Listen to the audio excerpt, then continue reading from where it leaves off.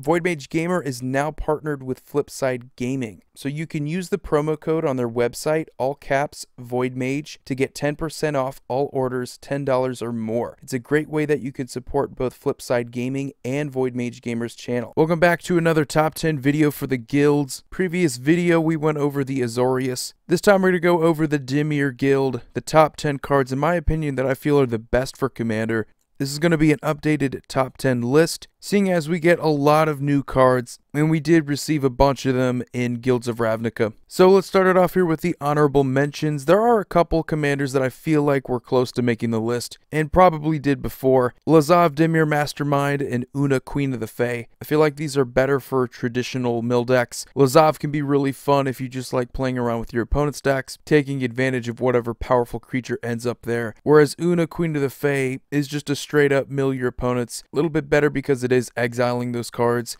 and you do get some tokens out of the deal. But I just felt like there's a lot more to explore now with Dimir. And another unfortunate thing about this guild is the fact that our planeswalkers aren't very powerful. I mean, you do have Ashiok, which can be very underrated in a commander game. You could steal some really nice stuff from your opponents, but other than that, we don't have anything super explosive out of our planeswalkers. Let's start off the list here. Number 10 is a card that is pretty competitive, I would say, out of Dimir. Notion Thief. A lot of people want to be greedy, they want to draw more cards than they're supposed to. Notion Thief stops them from doing that, not just by preventing them from drawing those cards, but you yourself get that card draw instead. This could be pretty risky, because keep in mind it does force you to draw a card whenever they do. Whether you're playing control or you want to take advantage of a deck like Nekasar the Mindraiser where you have a ton of wheels, this guy will let you draw even more cards out of that. So something as simple as a windfall is going to leave your opponents with very few cards, and you're going to have a ton. Also really cool that this is a flash creature, so you could do it in response to your opponent's windfalls. Number 9, we have Ancient Excavation. This was an uncommon from Commander 2016. Has the basic land cycling, which is pretty underrated. For only 2 mana in your opening hand, this is not a bad card. Think about all the decks that are capable of drawing a bunch of cards, and think about all the decks that want to fix up their graveyard so that they can have some sort of explosive play. I'm thinking about Tasigur the Golden Fang, or if you want to set up the Mimeoplasm, discard a lot of good creatures into your graveyard that way. Ancient Excavation, instant speed, 4 mana. It could just be another great way to fill up your hand with some good cards,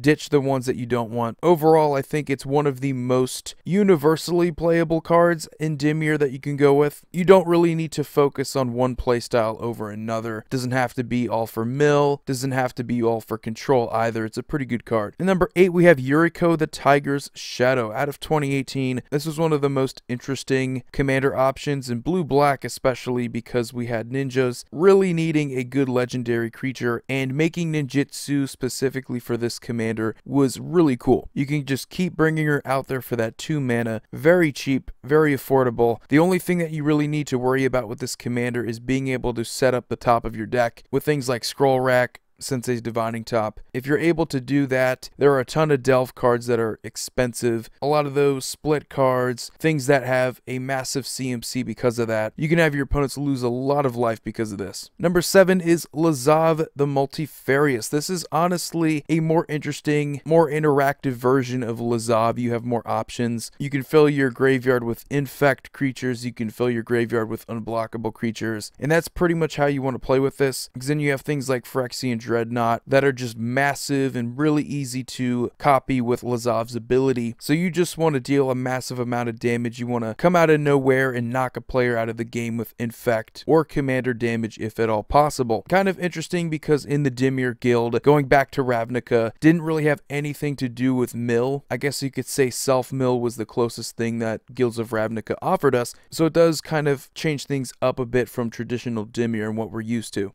Number 6 is Whispering Madness. Basically Windfall, but it does have Cypher, and Cypher is really useful and incredibly overlooked. You put it on a creature, if you're able to deal combat damage with that creature, you get to copy it and recast the card without paying its mana cost. So you could do this all over again. You have that potential. However, I feel like in the majority of decks that you're playing Whispering Madness, you're just going to play it because it's Windfall. It's just another copy of Windfall for people that need it, and sometimes that's good enough. Windfall is a very good good card. I think a lot of people undervalue it, being able to ditch whatever hand that you have for whoever has the most cards in their hand. You're going to draw that many. So if you have 2 or 3 cards in hand, someone else has 7, they're going to be forced to discard their hand, draw a whole new 7. You're going to get a new 7. If you're looking for more consistency, you need more wheel or windfalls. Whispering Madness is pretty good, and it's in Dimir. Number 5 is Mind Grind. This is probably one of the most powerful cards in this entire list. We have things like Torment of Hailfire, Exsanguinate, massive X-costed spells. You can dump a whole bunch of mana into them. Mind Grind is Dimir's version of this, and it replaces life loss or damage with mill. And the cool thing about Gate Crash or the Return to Ravnica block for Dimir was the fact that it milled, and it would do this until you hit a land card. So X is how many lands they need to reveal until they stop milling. And this is already pretty disgusting with things like Mirko Vosk or Consuming Aberration, because you could just manipulate that, get a ton of triggers, and even if you don't mill your opponents out, you are taking a decent amount of cards away from their library. And if you have a deck that is focused around manipulating what your opponents are capable of doing in their graveyard, this is a big help. Number 4 is Phoenix, God of Deception. Gods are basically some of the most powerful creatures in the entire game, and a lot of that has to do with the fact that they're very difficult to deal with. Indestructible enchantments if you don't have enough devotion,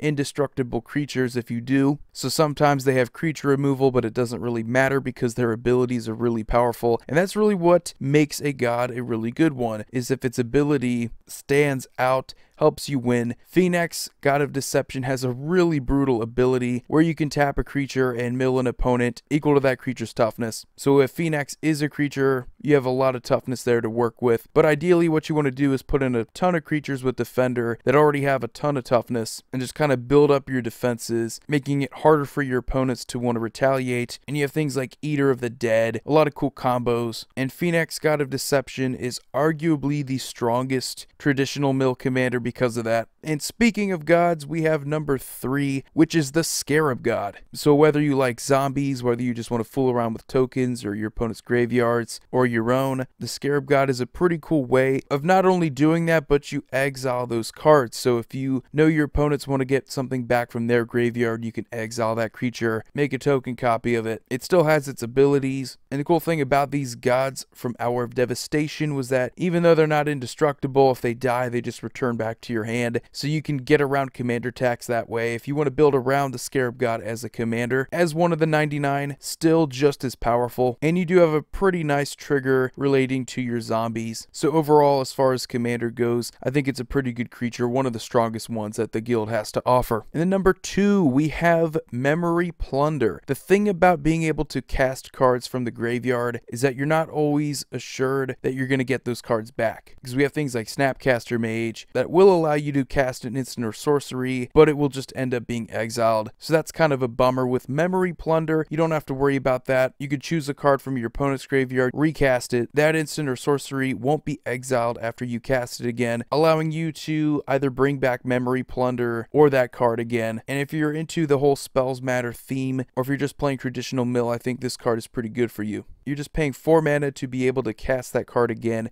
without paying its mana cost. And I think you can play it in just about any Dimir deck you want to. It's obviously going to be the strongest in mill because you have more opportunities to take stuff. Overall, though, a pretty powerful card. And now we have number 1, in my opinion. It may be too soon because the card hasn't been around for that long, but it's still pretty good. We've seen this ability before, something like it. Mnemonic Betrayal. It's not Yawgmoth's Will.